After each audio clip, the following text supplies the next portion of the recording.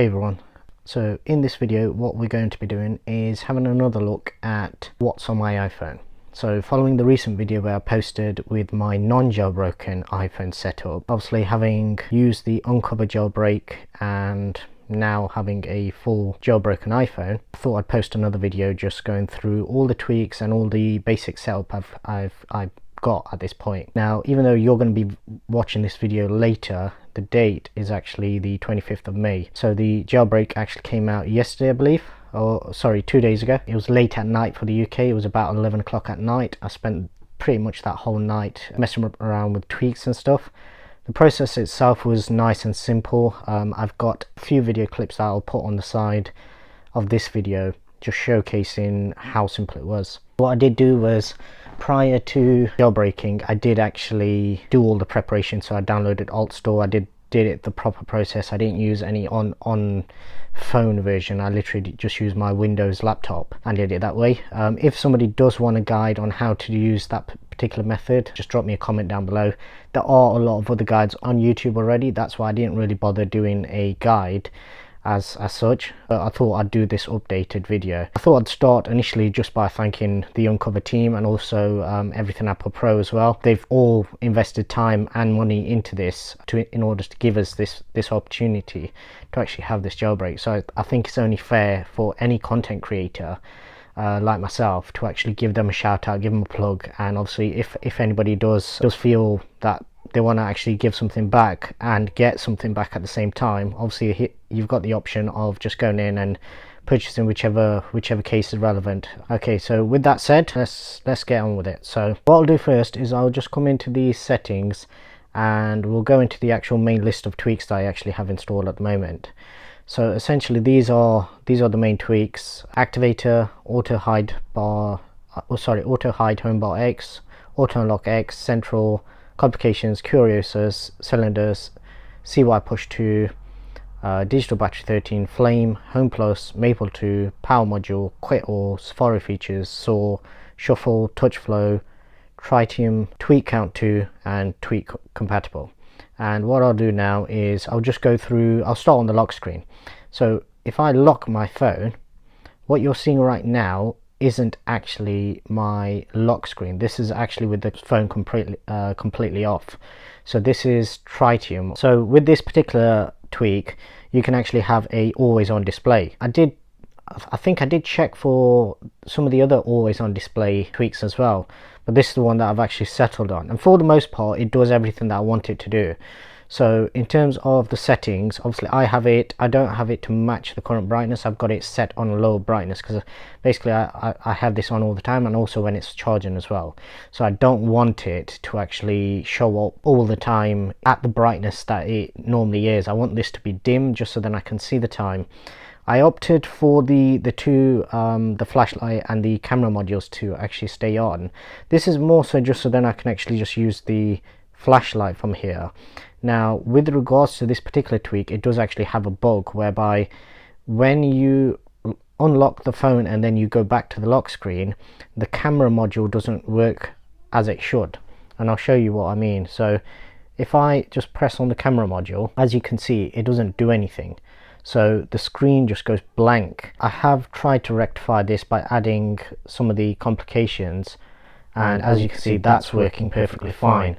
So it's just one of those things that you get with jailbreaks whereby there's certain problems that you always encounter, and generally anything to do with the camera is a problem for me, because I do use the camera a lot straight from the lock screen whenever I'm recording, generally when it's on tripod, because basically it won't unlock because obviously it's in landscape. I'm not recording portrait video, so for that reason obviously I do need it to be able to just swipe like this and actually activate the camera. Unfortunately it doesn't do it. However, I've got that workaround. So as I say, always on display, and the good thing about this is it does rotate, so you don't have to worry about OLED burning, hopefully.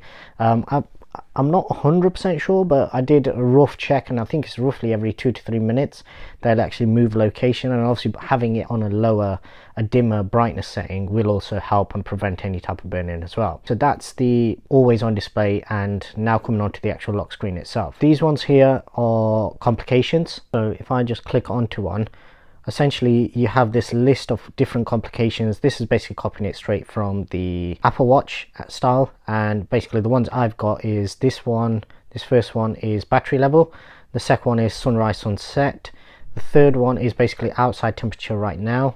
Then I've got a few apps. So I've got Cydia and I've got my YouTube Studio. These are shortcuts, these would go straight into the app. Just below that, what I have is the camera. This is obviously to enable me to actually use the camera correctly. It basically just goes straight into the camera app itself, so it's bypassing the lock screen version, therefore I'm not having the issue that I have with the Triton app, basically cutting out. And I think it's something to do with the actual night mode. Whenever it goes on to the night mode, it just some sort of software glitch that's causing it to not work as it should. Next to that, the 4 icons are basically my smart home icons. These are obviously shortcuts straight into each individual app, so Home, DS Cam, Cloud Edge and LifeX. This saves me a lot of time, because a lot of times I'll end up unlocking my phone to click on these, whereas this way I'm just going straight into them, which is quite helpful. So coming on to the homepage, as we've seen, we've already had a look at the actual main app. Essentially this is the grid layout and everything that I ended up going for. What I wanted was everything, so from the calendar to the settings down to home and down to this particular folder here. This is all reachable with my right thumb, holding it right-handed, so single hand use. All of these folders up here are generally just folders that I use occasionally. I'll use them probably every day, but not so often that I need them further down. And everything on this second page are generally apps that I don't use that often, so these ones are literally just to hide them away. Raw folder was only created while I was messing about with some raw photography. I don't use that very much now. Car stuff, this is just when I'm doing diagnostic and things like that, so generally I won't use these very often. PC stuff, this is for remote connectivity. Most of these apps, basically I've not used my actual PC in quite a while, so I've not had to use those. The travel ones, obviously right now nobody's traveling anywhere, but this is obviously only just for when I'm looking at holiday prices. The maps apps, possibly I may end up moving, because under normal circumstances I would use them quite a bit. Right now obviously no need to do that. Next to that, obviously you got notes, the clock test app. I do use that quite a bit when I'm at work, just to see what my speed's like. Google Chrome browser, generally I prefer Safari, but I have that for any extensions and things where Safari's playing up a bit. The remotes, TV remotes, generally I have these just as reference really. Most of the time, because of the shortcuts that you have in Control Center, I won't actually end up using this. I don't actually need to use these. The normal one is just for the old Apple TV, and the one that's in my room, and I can't remember the last time I've actually used that.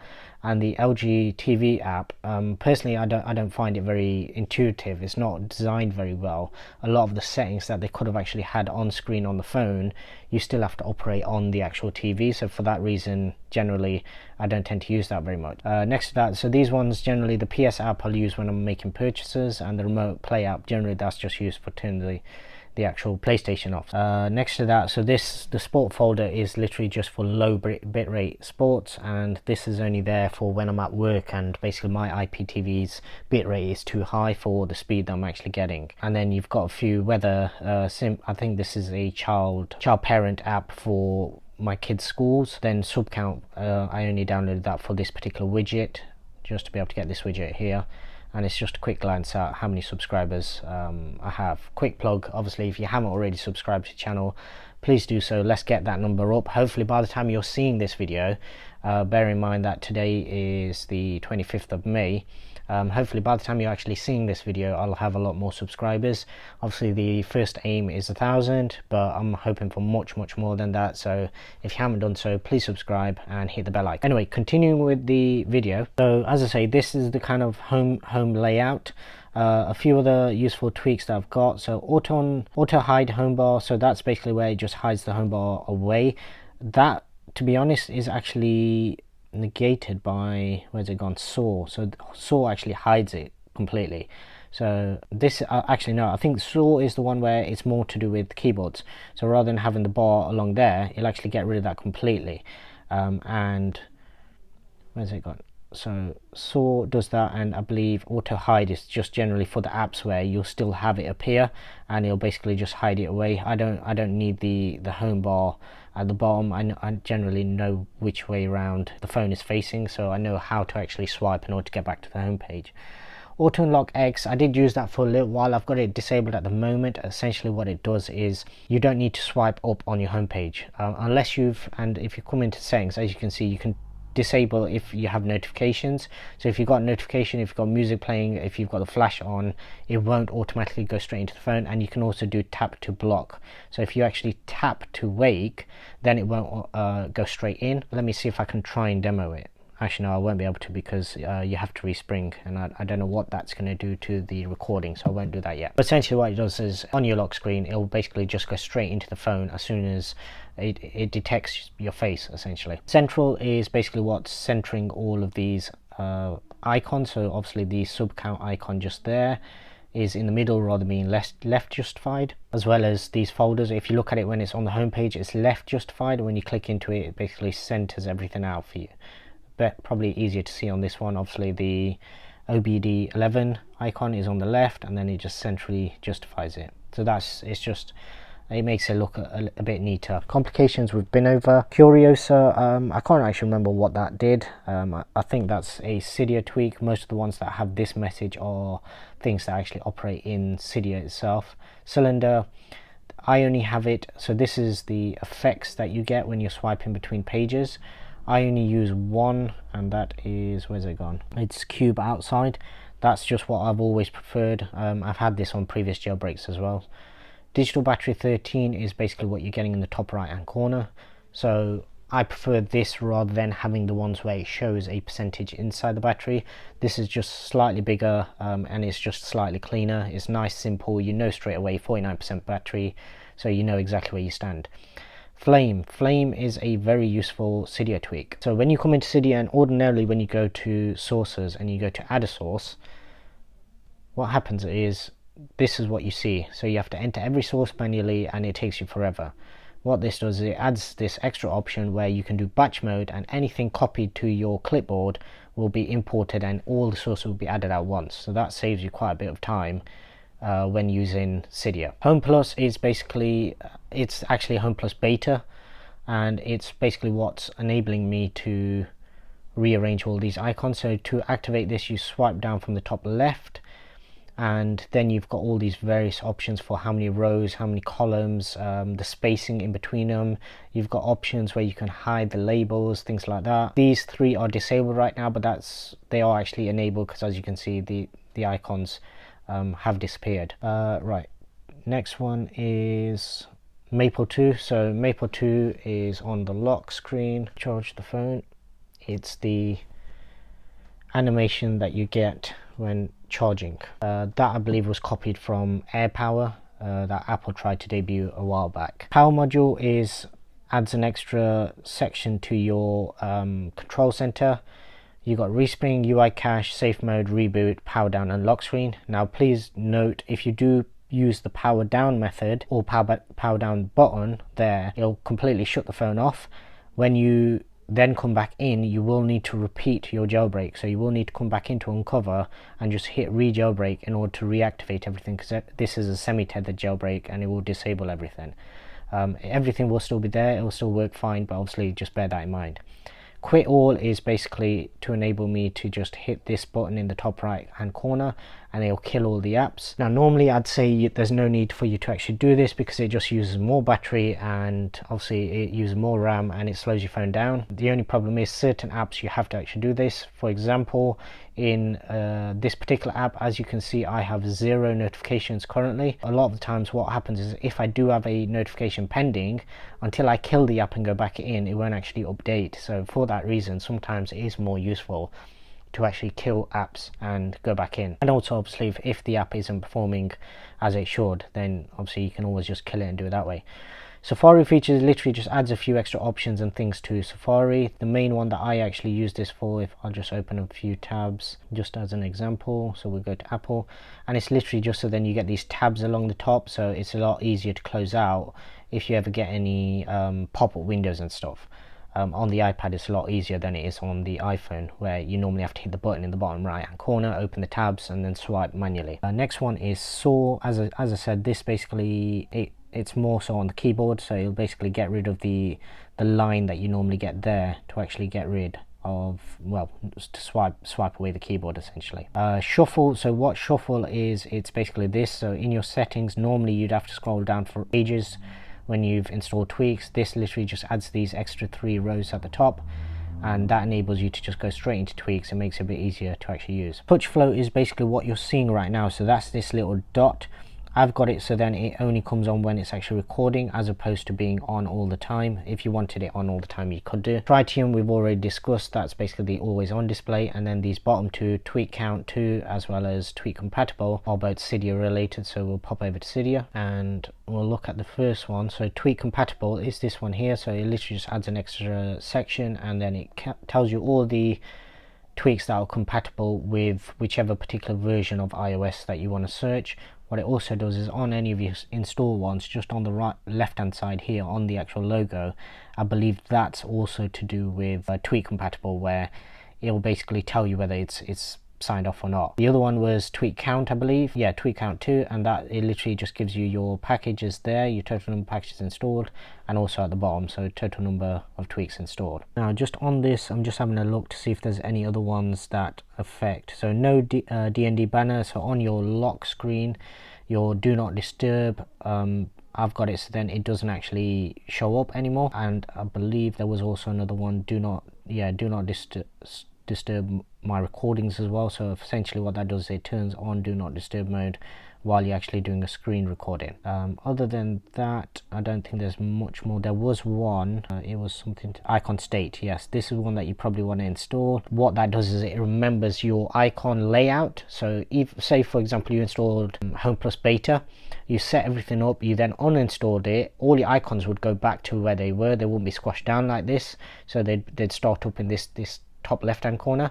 When you then installed Homeplus beta back again, they'd all repopulate again. So it just makes it easier to basically keep everything where it was before you had a springboard crash. So if you get the message saying restart, that'll basically just take it back to that same state. Other than this, I did try some theming for a little while. I didn't particularly like it, mainly because I've got rid of icon labels, and because of that, when they changed the actual icon pictures as well, a lot of the times, for example, YouTube and YouTube Studio are very similar. The Cydia tweak was almost identical to what the home icon was, and I know these icons just by looking at them, whereas with those ones, after a little while I'd probably get used to it, but for now I'm just sticking with this particular method just in order to save time and not misclicking. It also was affecting battery life a lot more as well. Coming on to battery life, how's the battery life been? So with the always on display, that hasn't really affected it too badly, mainly because I've got my brightness set all the way down. I know on screen it will look like the text that you're seeing right now is quite bright. On my phone screen it's actually a lot dimmer. The only reason you're seeing it brighter is because that's screen recording. I've actually got it set to the lowest value, so it's almost invisible in bright light, and in a normal kind of lit room it's very, very faint, so it's subtle enough to where you can see it, but it's not so bright that it's going to catch your eye. Another reason for doing that is, what you will notice is obviously these icons all move about to prevent burning, and when they move, if you've got it sat next to you, it'll catch your eye, whereas if it's quite dim, then obviously it won't catch your eye as much. With regards to complications and things like that, that's not really been affected too badly. Battery life generally, obviously it is going to be worse. It's going to be worse than you having a non-jailbroken phone, but it's not got to the point where I'm having to plug in 2 or 3 times a day. As you can see, I'm on 48%. I've already filmed 2 YouTube videos today, and I've done quite a bit of this kind of screen recording, and I've been messing about with Cydia since very early this morning as well. Now the one thing that won't work is obviously your screen time, because essentially you're now going to have 24 hours screen time because your screen is never off. So you have to kind of just gauge your battery life from your actual usage, and see basically what, after maybe a week or 2 and you've got back into your normal kind of daily routine, then you'll figure out whether it's better, worse, or just about the same. but for the most part, with what I have installed right now, it's not too bad. For me, it's more a case of as long as everything is stable. I don't mind the odd crash, springboard crash here and there, as long as it doesn't happen whilst I'm either recording, video editing, or exporting when I'm uploading to YouTube. As long as it doesn't happen in any of those scenarios, the odd springboard crash here and there I can live with, in order to have this flexibility of being able to change things around and obviously improve things. Anyway, that was a not so short look at what's on my iPhone post jailbreak. Once again, thanks to the Unc0ver team and also Everything Apple Pro and Rebel cases in order to give us this opportunity. If you did like this video, obviously give us a thumbs up. If you do have any questions, comments, queries, post them down in the comment section below. If you haven't already done so, please subscribe and hit that bell icon. And once again, thanks for watching, and I'll see you in the next one.